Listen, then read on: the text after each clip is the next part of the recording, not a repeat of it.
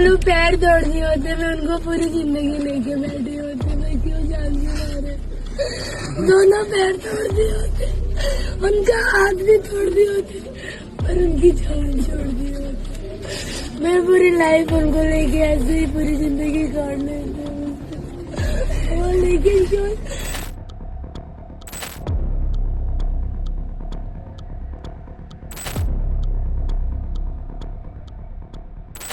हाथ पैर तोड़ देते लेकिन मेरे पति को जान से क्यों मार डाला। ये वीडियो देखा आपने? एक पत्नी जिसकी आंखों में आंसू है, चेहरे पर दर्द है और शब्दों में सिर्फ एक गुहार, मेरे पति को इंसाफ चाहिए। उन्होंने किसी को जानबूझकर गाड़ी से धक्का नहीं मारा था, फिर उन्हें भीड़ ने क्यों मार डाला। वाराणसी के व्यापारी मनीष कुमार सिंह की पत्नी का यह भावुक वीडियो अब सिर्फ सोशल मीडिया की क्लिप नहीं रहा, बल्कि पूरे देश के सामने एक बड़ा सवाल बन चुका है। क्या है सवाल? सवाल कानून पर, सवाल इंसानियत पर और सवाल उस भीड़ तंत्र पर जो अब सड़कों पर फैसला सुनाने में थोड़ा भी देरी नहीं करती है। उत्तर प्रदेश के वाराणसी में 26 अप्रैल 2026 की देर रात फूलपुर थाना क्षेत्र के गंगापुर इलाके में रहने वाले 38 वर्षीय व्यवसायी मनीष कुमार सिंह अपनी फैक्ट्री से काम खत्म करके घर लौट रहे थे। मनीष कोई अपराधी नहीं थे, बल्कि मेहनत से अपना व्यवसाय चलाने वाले एक सामान्य कारोबारी थे। उनका पत्तल और दोना बनाने का कारोबार था, जिससे उनके परिवार का खर्च चलता था। घर में पत्नी थी, 3 छोटे छोटे बच्चे थे, बुजुर्ग माता पिता थे, यानी पूरा परिवार उन्हीं पर निर्भर था। लेकिन किसी ने यह नहीं सोचा था कि एक साधारण सी रात इस परिवार की जिंदगी हमेशा के लिए बदल देगी। रास्ते में अचानक उनकी कार से सड़क किनारे चल रही एक महिला टकरा जाती है। महिला घायल हो गई। ये एक सड़क दुर्घटना थी, दुखद जरूर थी, लेकिन कानूनन इसकी जांच होनी चाहिए थी, जिम्मेदारी तय होनी चाहिए थी। पर उस रात वहां मौजूद भीड़ ने कानून को अपने हाथ में लेने का फैसला कर लिया था।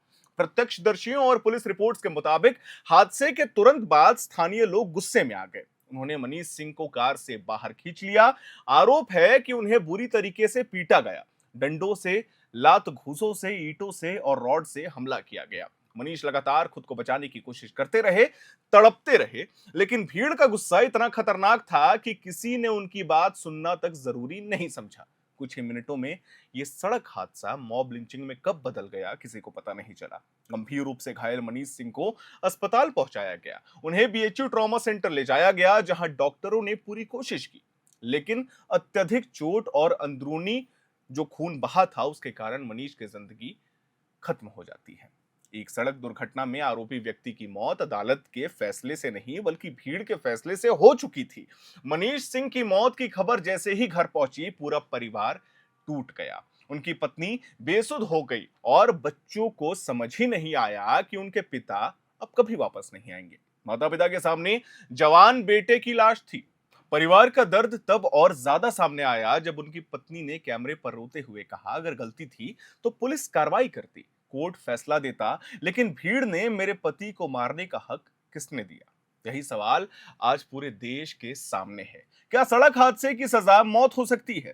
क्या गुस्साई भीड़ अब अदालत से ऊपर हो गई है? क्या कानून व्यवस्था इतनी कमजोर हो चुकी है कि लोग खुद फैसला सुनाने में देरी नहीं करते? घटना के बाद परिवार और स्थानीय व्यापारियों में भारी आक्रोश फैल गया था। मनीष सिंह के परिजन ने शव रखकर विरोध प्रदर्शन किया। ये खबर हालांकि 2 दिन 3 दिन पुराना है, लेकिन आप सोच रहे होंगे कि इस खबर को हम आज आपके सामने पेश क्यों कर रहे हैं। इसके बहुत सारे कारण हैं। फूलपुर थाने में परिवार की शिकायत पर 8 नामजद और 7 अज्ञात लोगों के खिलाफ हत्या, गैर कानूनी भीड़ हिंसा और गंभीर हमले की धाराओं में केस दर्ज किया गया। पुलिस ने तेजी दिखाते हुए अब तक 4 आरोपियों को गिरफ्तार कर लिया है, जिसमें से मनोज प्रजापति, हरीश चंद्र राजभर, योगेंद्र प्रजापति और अभिषेक उर्फ बुद्धू शामिल बताए जा रहे हैं। बाकी आरोपियों की तलाश में लगातार दबिश दी जा रही है। हम आपको बता दें, वाराणसी पुलिस, क्राइम ब्रांच और विशेष टीम मिलकर फरार आरोपियों को पकड़ने में जुटी है। इलाके में तनाव को देखते हुए भारी पुलिस बल और पीएसी तैनात की गई है। मनीष सिंह के घर के बाहर सुरक्षा बढ़ाई गई है ताकि परिवार सुरक्षित रहे और किसी भी प्रकार की अशांति ना फैले। हम आपको बता दें, डीसीपी गोमती जोन सहित कई वरिष्ठ अधिकारी लगातार मामले की निगरानी कर रहे हैं, लेकिन सबसे बड़ा मुद्दा गिरफ्तारी नहीं है। सबसे बड़ा मुद्दा है समाज की सोच का।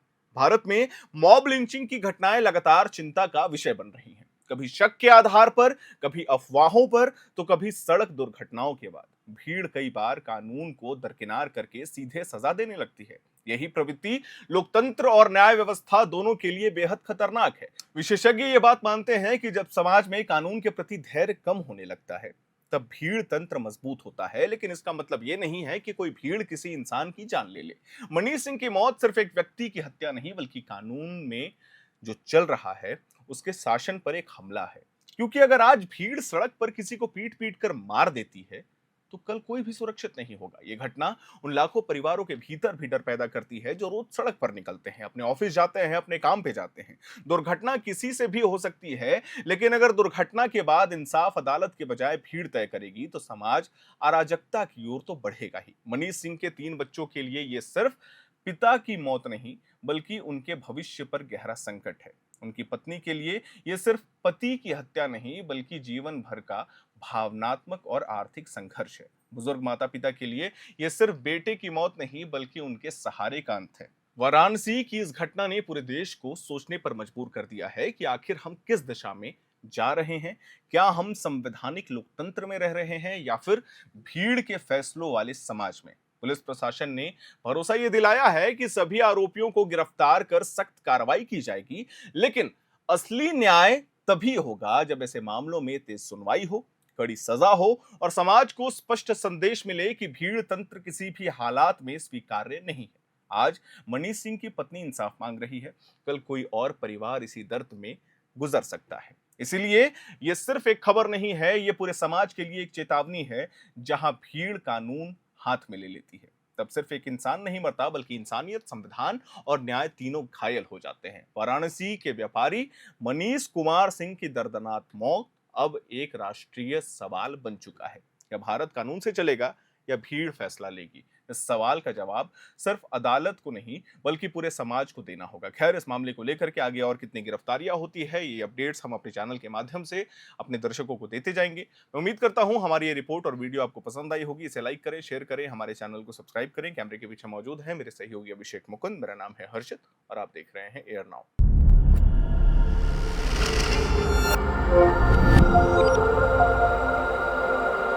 पैर तोड़ दिए होते, मैं उनको पूरी जिंदगी लेके बैठी होती, मैं क्यों जान से मारे।